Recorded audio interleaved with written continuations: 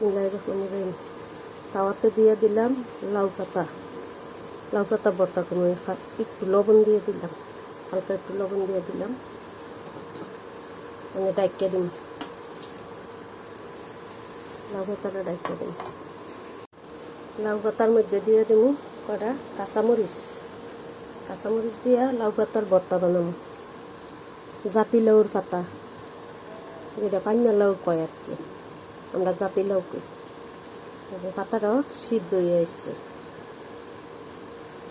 আরও সিদ্ধ হইব।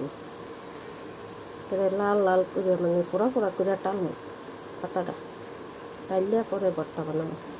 আজকে কাঁচামরিচ দিয়ে ভর্তা বানাবো, আর কিচ্ছু দিব না, শুধু একটু পেঁয়াজ দিব। এইভাবে যাইতে শুকাইয়ে নেবেন পাতাটা। পাতার পানিটা এইভাবে চাপ দিয়ে শুকাইয়ে নেবেন। শুকাইয়ে নিলে মজা লাগে, ভালো লাগে। পাতাটার ভর্তাটা মজার হয় এভাবে শুকাইয়ে নেবে।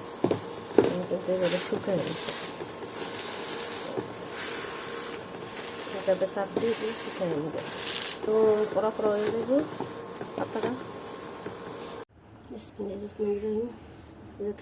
লবণ দিয়ে দিলাম, কাঁচামরিচ দিয়ে দিলাম লাউ পাতার ভর্তাটা বানানোর জন্য। লবণ কাঁচামরিচ একসাথে বেটে নিতেছি।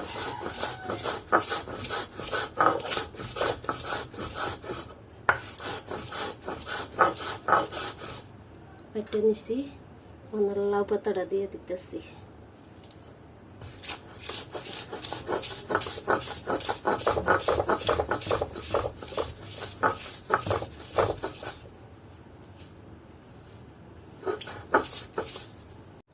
দিয়ে দিতেছি ছোটো ছোটো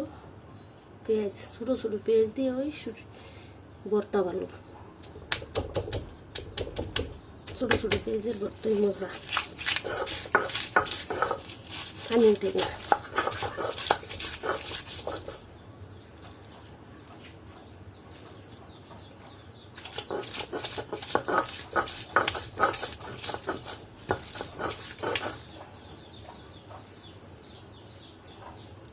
ছোটো পেঁয়াজ দিয়ে ভর্তাটা বানাইলে ভালো লাগে।